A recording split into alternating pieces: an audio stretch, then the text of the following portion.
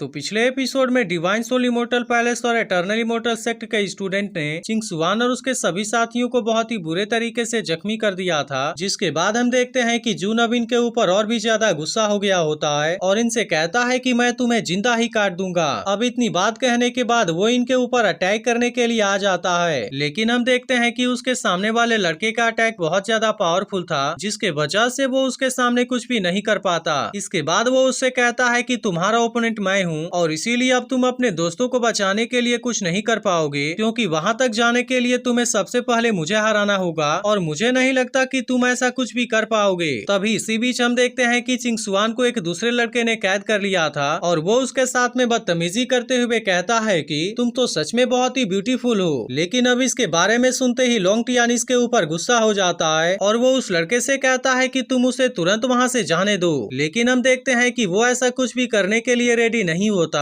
और फिर लोंगटियान से कहता है कि तुम्हें तो इसके बारे में बहुत ही ज्यादा चिंता है और इस बात से मुझे ऐसा लगता है कि तुम इससे प्यार करते हो। तभी अचानक से एक दूसरा लड़का लोंगटियान के ऊपर अटैक करने के लिए आ जाता है, जिसे देखते ही चिंगसुआन को इसके बारे में चिंता होने लगती है और फिर वो तुरंत उसे इसके बारे में बताती है। जिसके बाद हम देखते हैं कि लोंगटियान इसके अटैक को रोकने के लिए रेडी हो गया था, लेकिन असल में जख्मी होने के वजह से वो इसके सामने कुछ भी नहीं कर पाता और वो लड़का अपने इस अटैक से उसे और भी ज्यादा इंजर्ड कर देता है। लेकिन अभी भी हम देखते हैं कि लोंगटियान इसके सामने हार मानने के लिए रेडी नहीं होता और वो फिर से इसका सामना करने के लिए खड़ा हो जाता है। लेकिन वहीं दूसरी तरफ हम देखते हैं कि चिंगसुआन को इसके बारे में बहुत ज्यादा चिंता होने लगती है और इसीलिए वो उससे कहती है कि तुम मेरे बारे में चिंता ना करो और तुम केवल अपनी जान बचाकर यहाँ से भाग जाओ। वहीं दूसरी तरफ हम देखते हैं कि एक लड़का बिंगबिंग के ऊपर भी अटैक करने की कोशिश कर रहा था, लेकिन वो किसी तरह से इसके अटैक से खुद को बचा लेती है और इसके बाद जून से कहती है कि तुम लोंगटियान को अपने साथ में लेकर चले जाओ, क्योंकि अगर तुम दोनों यहाँ से नहीं गए तो फिर तुम दोनों भी हमारे साथ में यहाँ पर मारे जाओगे। लेकिन हम देखते हैं कि जून इसे यहाँ पर अकेले छोड़कर नहीं जाना चाहता था और इसीलिए वो उससे कहता है कि मैं यहाँ से नहीं जाने वाला, क्योंकि अगर जीना है तो हम साथ जिएंगे और मरना भी है तो हम साथ में मरेंगे और इसीलिए मैं तुम्हें यहाँ पर अकेले छोड़कर कभी भी नहीं जाऊंगा।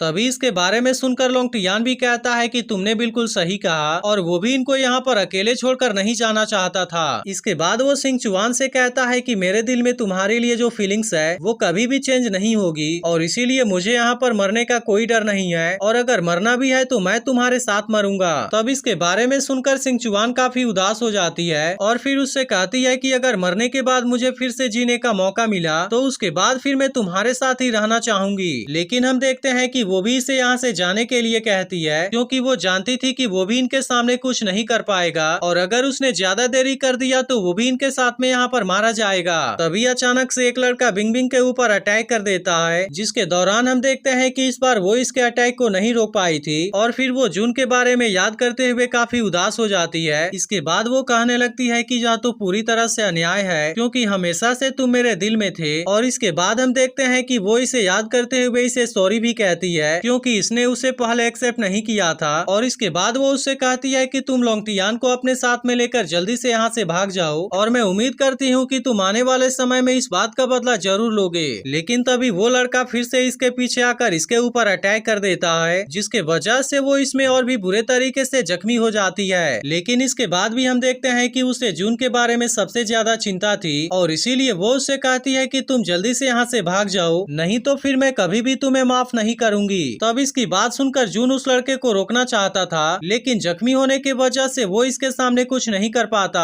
अब इस तरह से हम देखते हैं कि वे सब यहाँ पर बहुत ही दुखी हो गए थे, क्योंकि वे चाहकर भी अपने लोगों को नहीं बचा पा रहे थे। तभी हम देखते हैं कि एक लड़का फिर से इनके ऊपर अटैक करने के लिए रेडी हो गया था और इसी के साथ वो इनसे कहता है कि तुम्हारे लिए बड़े अफसोस की बात है कि तुम चाह कर भी अपने लोगों को नहीं बचा पा रहे। और इसके बाद वो इनको धमकी देते हुए कहता है कि चाहे तुम यहाँ पर कुछ भी कर लो, लेकिन आज तुम सब यहाँ से बचकर नहीं भाग पाओगे, क्योंकि मैं चाहता हूँ कि तुम अपने आंखों से अपने साथ वाले लड़कियों को मरता हुआ देखो। तब इसके बारे में सुनकर उसके बाकी साथी भी उससे ऐसा करने के लिए कहने लगते हैं, क्योंकि वो भी इन सभी को यहाँ पर मरते हुए देखना चाहते थे। जिसके बाद हम देखते हैं कि इसके बारे में सुनकर ये चारों भी काफी परेशान हो गए थे, लेकिन आखिरकार इस वक्त वो यहाँ पर चाहकर भी कुछ नहीं कर पा रहे थे। तभी हम देखते हैं कि इनमें से एक लड़का इनके ऊपर अटैक करने के लिए रेडी हो जाता है, जिसके लिए उसने अपने तलवार में किसी पावर को एक्टिवेट कर लिया था और इसके बाद वो इनके ऊपर अटैक करने वाला होता है। लेकिन तभी अचानक से यहाँ पर कोई पावर आकर दूसरे लड़के के ऊपर अटैक कर देती है, जिसके वजह से वो इसके सामने कुछ भी नहीं कर पाता और वो पावर इसके एक हाथ और दोनों पैरों को काट देती है। तब इसके बारे में देख पहला वाला लड़का भी यहाँ पर आ गया था और वो इससे अपनी जान बचाने के लिए बिंग बिंग के गर्दन के ऊपर अपने तलवार को रख देता है। वहीं दूसरी तरफ हम देखते हैं कि बाकी लोग इस बात से बहुत ज्यादा डर गए थे,